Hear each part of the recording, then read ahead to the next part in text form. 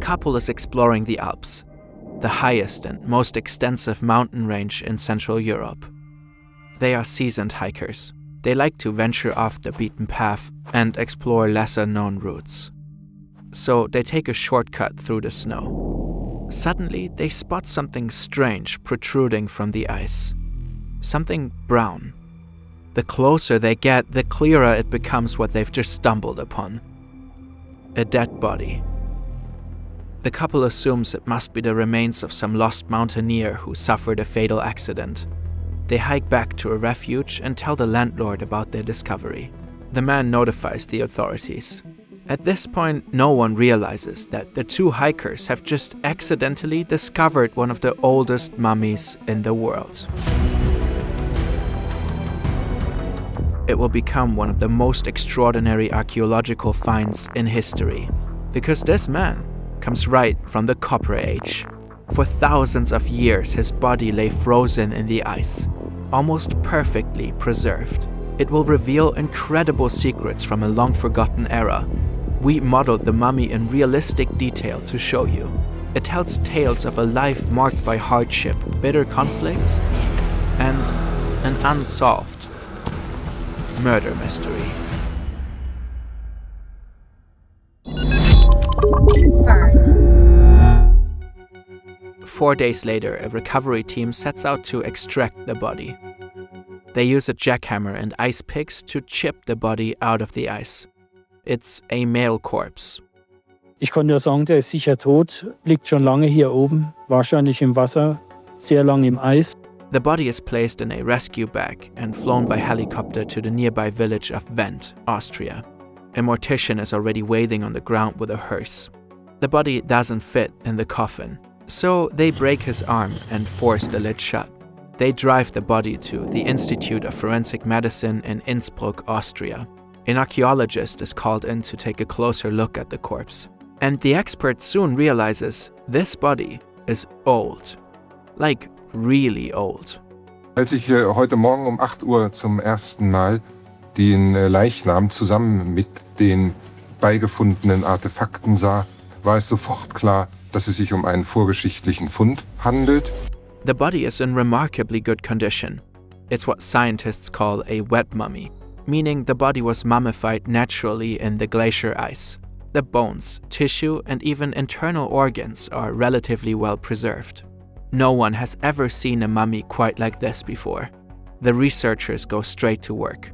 The mystery of this case will keep them busy for decades. Who was this man? When exactly did he live? And how did he die? Finds like this make you realize what humans were already capable of thousands of years ago.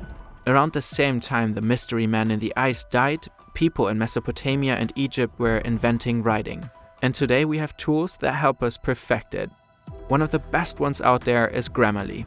It started out as a powerful proofreading add-on and developed into a sophisticated AI writing partner that helps professionals write better and faster so they can get their work done. Grammarly helps you take your writing from top-of-your-head draft to polished professional copy. Whether you're emailing your team, crafting proposals, writing reports, or drafting posts and captions, Grammarly works inside your everyday apps. Email client, word processor, browser, CRM, sales tools, you name it. No need to switch platforms, no copy pasting. It helps you cut down on the endless back and forth. It helps you strike the right tone, hit the perfect level of formality, and make sure your message lands. All in real time and in a few clicks, not a few hours. Now you can try all of that for free.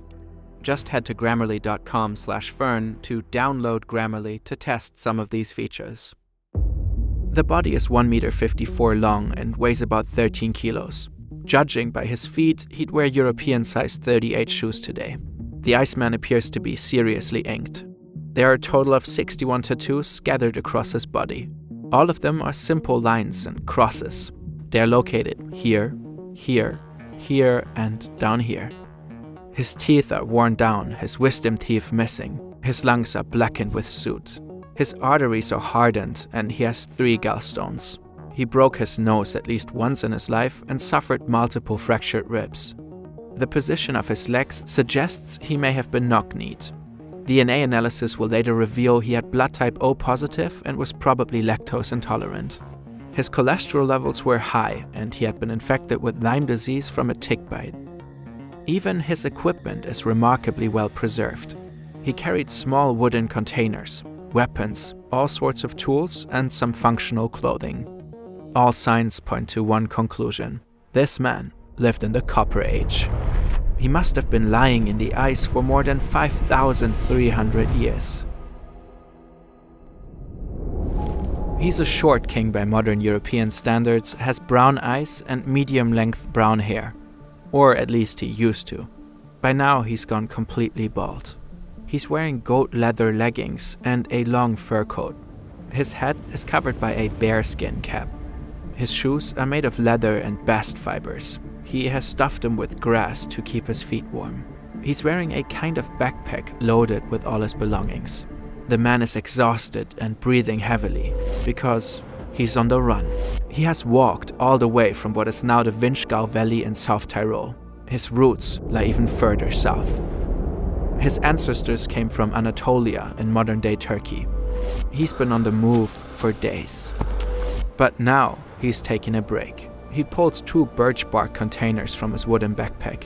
Inside are hot embers he has wrapped in maple leaves to keep them smoldering for hours.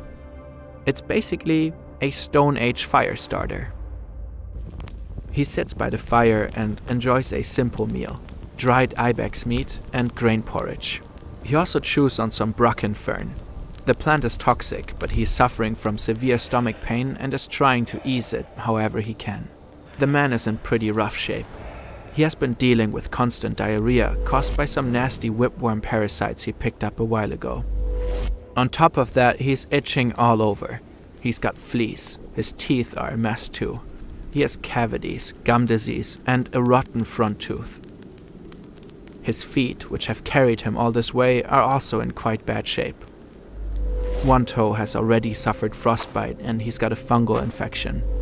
But all those ailments are peanuts compared to the deep cut on his right hand. Just days ago, the man got into a fight and did not walk away unscathed. Now he inspects his tools and weapons. His bow is still working, but several arrows are missing from his deerskin quiver. He might have lost them while fleeing. Now he's trying to carve new ones, but his tools are worn down, and he's struggling. He also carries a dagger with a wooden handle and a flintstone blade. Next to that, a versatile copper axe that can be used both as a woodworking tool and a deadly weapon. He carefully sharpens them with a special sharpening tool. It's been a while since he has met someone who wished him well. And he has been wandering through the Alps ever since, completely alone and isolated. Always running, fleeing, physically and probably emotionally drained. But he won't be alone much longer. The people chasing him have caught up. Now there's a flintstone arrowhead lodged between his shoulder and second rib, 27 millimeters long and 18 millimeters wide. It has pierced an artery. He is losing a lot of blood and his blood pressure drops. Within minutes, he slips into unconsciousness. The man dies at around 46 years old, right here, high up in the Ötztal Alps.